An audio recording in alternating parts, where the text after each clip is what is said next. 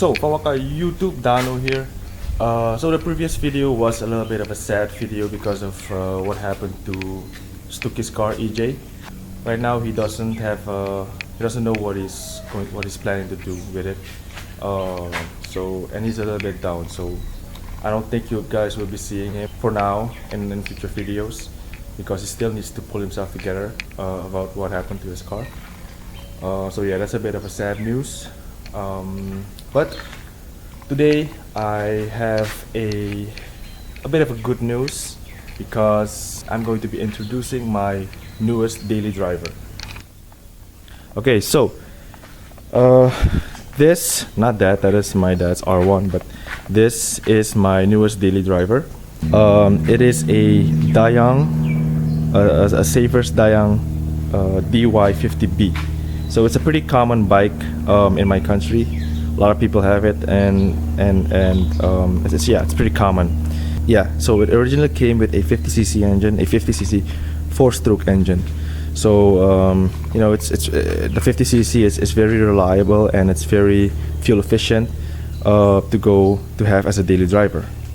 But after like maybe a week or two of ownership, I was kind of getting bored. So the 50cc, it's fuel efficient, it's reliable, yes, but it's very slow.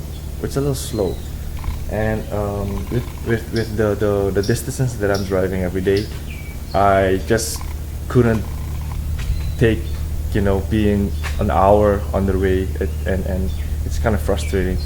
So what I did, I actually upgraded the engine. So I swapped the engine with a bigger engine, and I swapped the engine with a 190cc engine. So yeah, what you guys see there, that little moped here, has a 190cc engine.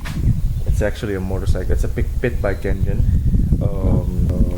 from a Chinese manufacturer, Zongshan. So it's but this guy right here, it's pretty dope. So as you can see there, that is the engine. That is the 190cc engine. It's pretty big. It's really snug inside there. Yeah, it's pretty huge, and it has a 28mm Keihin carburetor, and it also has an oil cooler, because the engine tends to run really hot on long distances. So I installed an oil cooler in there, and also custom exhaust manifold. I didn't want to make it too big, because I wanted to make it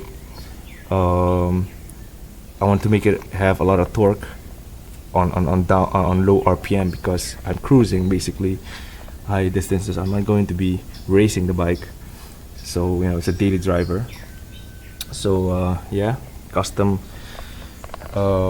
exhaust port, And yeah, what can I say about it? It has a 5-speed manual.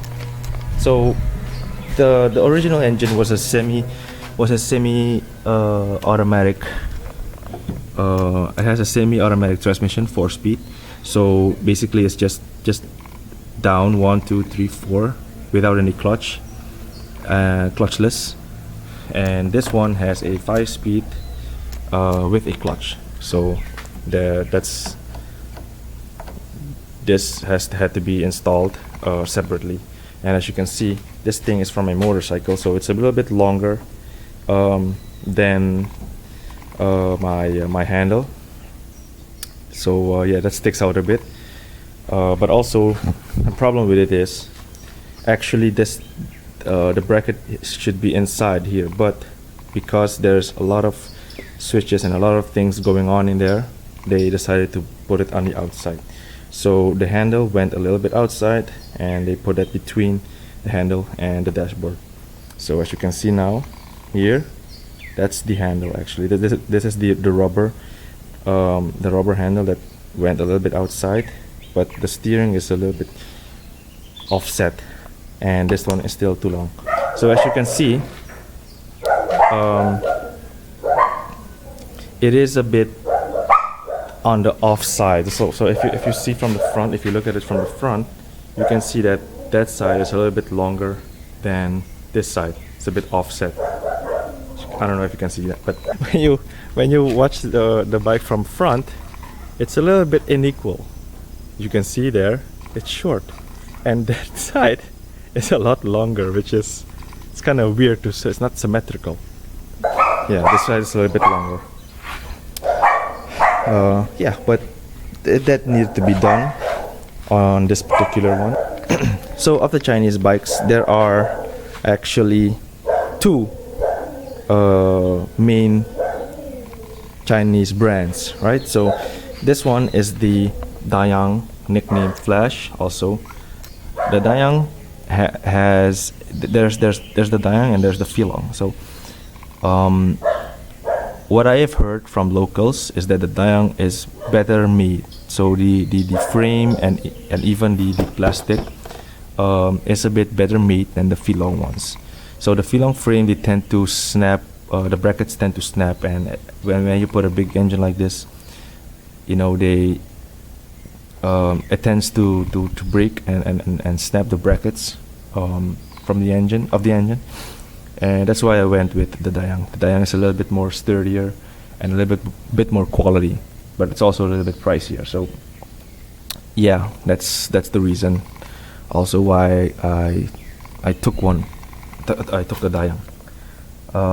So I've owned this for about a month now, and I have around 1,600 kilometers on it already, and it's still in the it was in the break-in period, so it still has its first oil in it, and today I will be doing a first oil change on it.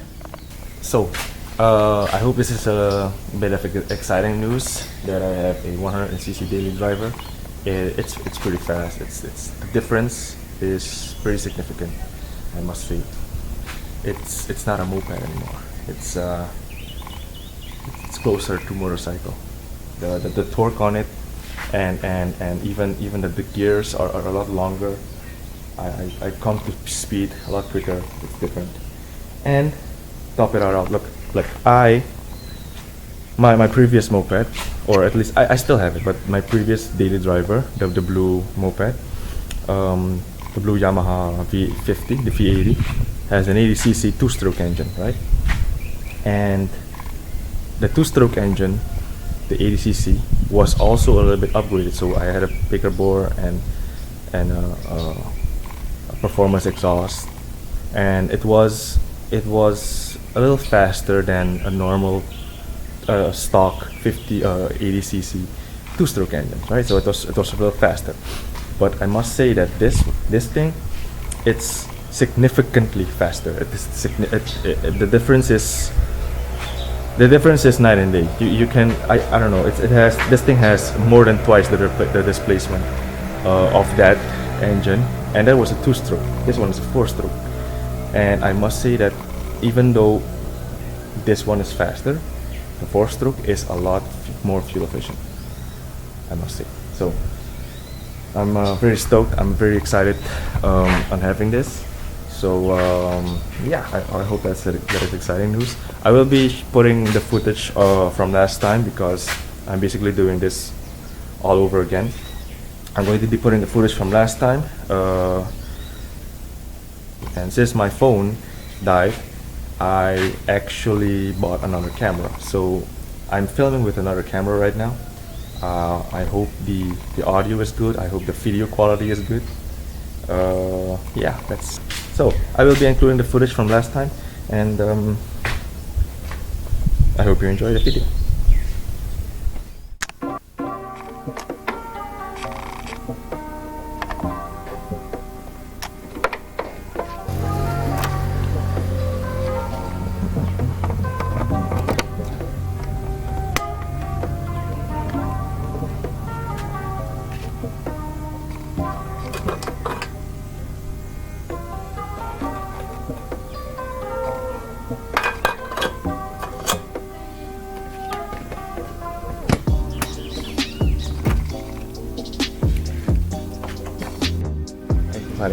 Now, my slipper.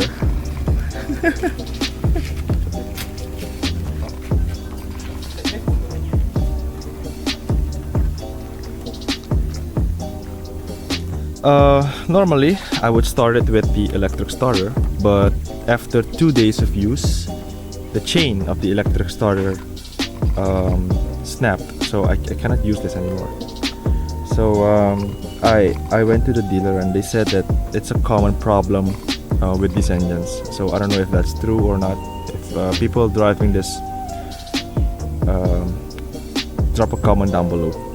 So right now I'm using the Kickstarter, and this is a 190cc engine with a almost 11:1 compression ratio, meaning it's very heavy.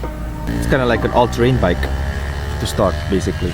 So one tip, if you guys are having this engine, if you guys are buying this engine for your moped, when you kickstart it, don't start it with the throttle on. Just leave it like that. Don't give any throttle, because when you give throttle, it will kick back and you will get hurt, because I did that the first time and I hit my ankle this side and it still hurts to this day. And so yeah, when you kickstart it, don't give throttle, just leave it like that, because I know most people when they drive a moped, their first response when they kick it, they want to give a little bit gas, you know, but don't do this with this. You will get hurt. I did get hurt. So yeah, let's start it up. Sit. Sit.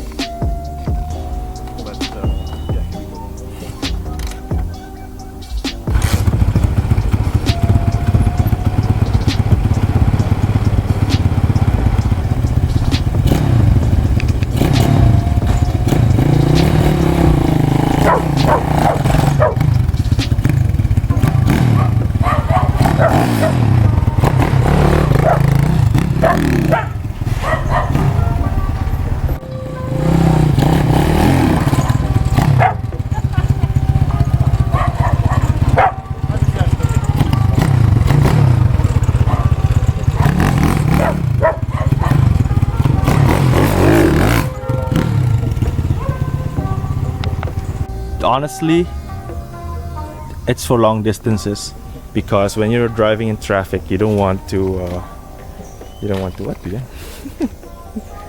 When you're driving in traffic, you don't want to use this all the time. Your wrist kind of hurts after a while. In city, I mean. I live a little outside the city, so it's not as bad as if I would drive in the city. Okay, so this is the dashboard, right? And as you can see, this meter is in kilometers, but it goes all the way to 160. That is motorcycle speeds. Unfortunately, my engine is not powerful enough, or I don't know if it needs more tuning or fine tuning, but it does not reach all the way there. So that is just dashboard, and also it has a tachometer. How do you call this thing? Yes, it also has a tachometer that shows the engine speed, and the meter goes all the way to 12,000. But this engine, it only revs to around 9 or 10,000, and it still was in its braking period. Yeah, so I didn't really rev it all the way yet, but I think after the first oil change, I will do that. Alright, so I will be doing the first oil change, and I will be using the Castrol Act Evo from Castrol. It's a 10W40 because I don't want to use too much of a thick oil for a new engine. It's basically a new engine. It's barely broken in. So yeah, 10W40 is the manufacturer's recommendation. And I've heard good stuff about the Activo oil with Actibond molecules. It said that the molecules, they actually bond to the metal, so it helps with the cold starts, and it also has a tri-zone technology, I think. Yeah, it has the tri-zone technology, meaning it protects the wet clutch. So this is a wet clutch system. The bike has a wet clutch in it, and it protects the wet clutch, and it protects the gearbox and also the engine itself. So that's the tri-zone technology bit. And also the Castrol Act Evo is better for high temperature, because I must say that this engine is a very big engine, and the cooling, it's air cooled, right? So I installed the oil cooler in it, but it's normally air cooled, and since it's a pit bike engine, it's only used for short bursts. It's only used for short bursts and not for long distances. So the oil it's better for high temperatures, and it's part synthetic also. So yeah, we'll be doing the first oil change. I don't know, I've not touched the oil and the dipstick at all, but as you can see there, it's already black.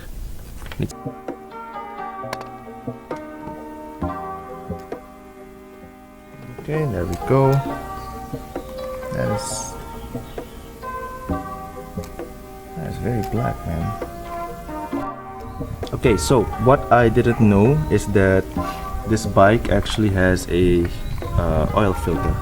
So if you're going to be purchasing an engine like this, make sure that if you're doing your oil changes yourself, make sure that you clean, or at least buy a new filter on every oil change. So the filter is here, and actually just 2 bolts hold that in. So if you remove the bolts, you can remove this, and the filter will actually sit in there like that. So let's see.